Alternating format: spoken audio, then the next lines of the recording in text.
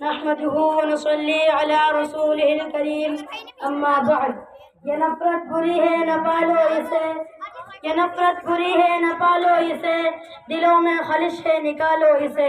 نہ تیرا نہ میرا نہ اس کا نہ اس کا، نہ تیرا نہ میرا نہ اس کا نہ اس کا، یہ سب کا وطن ہے بچا لو اسے۔ جناب قابل احترام اساتذہ کرام اور عزیز ساتھیو، السلام علیکم ورحمۃ اللہ وبرکاتہ۔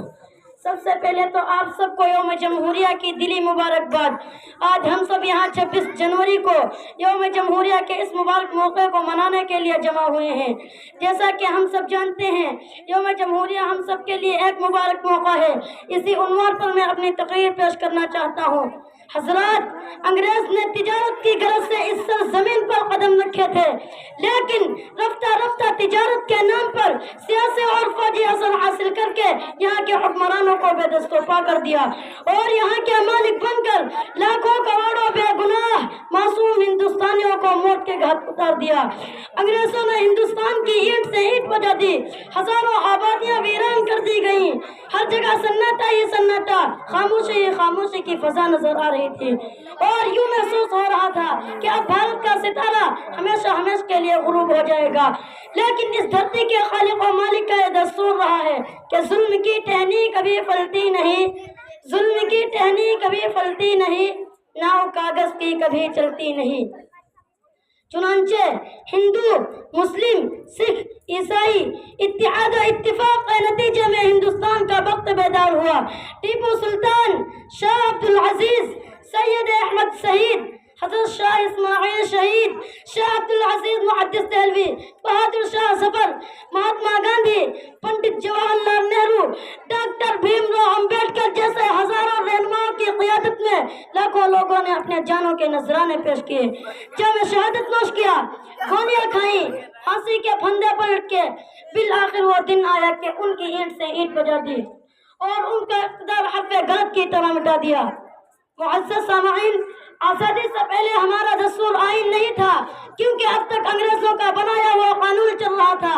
اب ضرورت تھی ایک ایسے دستور و آئین کی جو بھارت کے تعمیر و ترقی کی راہ میں سنگ میل ثابت ہو، جو ہر قدم پر ساتھ دے سکے اور ہمارا دیش پھر سے اپنے زلف برہم کو سنوار سکے۔ چنانچہ ایک کمیٹی تشکیل کی گئی جس کے چیئرمین ڈاکٹر راجندر پرساد بنائے گئے اور جس کی صدارت ڈاکٹر بھیم راؤ امبیڈکر کر رہے تھے۔ ہم لوگ 26 جنوری کو قومی تہوار کی شکل میں جشن جمہوریہ مناتے ہیں۔ 15 اگست 1947 کو ہمارا ملک انگریزوں کی غلامی سے آزاد ہوا اور 26 جنوری 1950 کو ہمارے ملک کا دستور نافذ ہوا۔ اسی لیے ہم سب 26 جنوری میں جمہوریہ مناتے ہیں۔ 26 جنوری دراصل ملک کے آئین کا دن ہے۔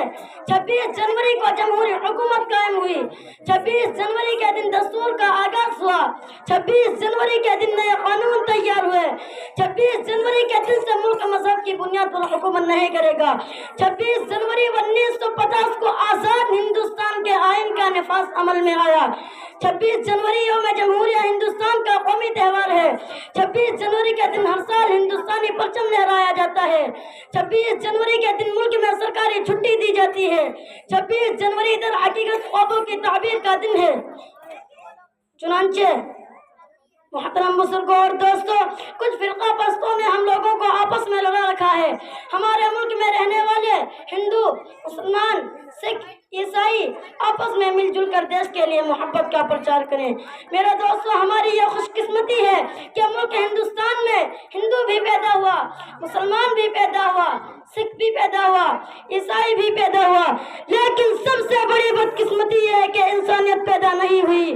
اگر تمام مذاہب کو بھول کر امن کا پرچار ہونے لگا تو ہمارا ملک سج جائے گا، سنور جائے گا، اس کا ڈنکا ودیش تک گونجے گا۔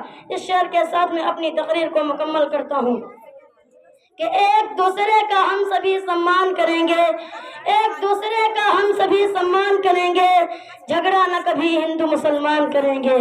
نفرت جو سکھائے ہمیں آپس میں لڑا کر، نفرت جو سکھائے ہمیں آپس میں لڑا کر، ہم اس کے لیے جنگ کا اعلان کریں گے۔ محترم بزرگوں اور دوستوں، کچھ لوگ یہ کہتے ہیں کہ مسلمانوں کو ہندوستان سے پیار نہیں، یہ سوچ ان کی غلط ہے، گھٹیا سوچ ہے۔ یہ غلط الزام ہے، ہم پر وفاداری نہیں کرتے، غلط الزام ہے ہم پر وفاداری نہیں کرتے، محبت بانٹتے ہیں ہم اداکاری نہیں کرتے، اور برا جب وقت آتا ہے وطن پر اے وطن والوں، برا جب وقت آتا ہے وطن پر اے وطن والوں، ہم اپنی جان دے دیتے ہیں غداری نہیں کرتے۔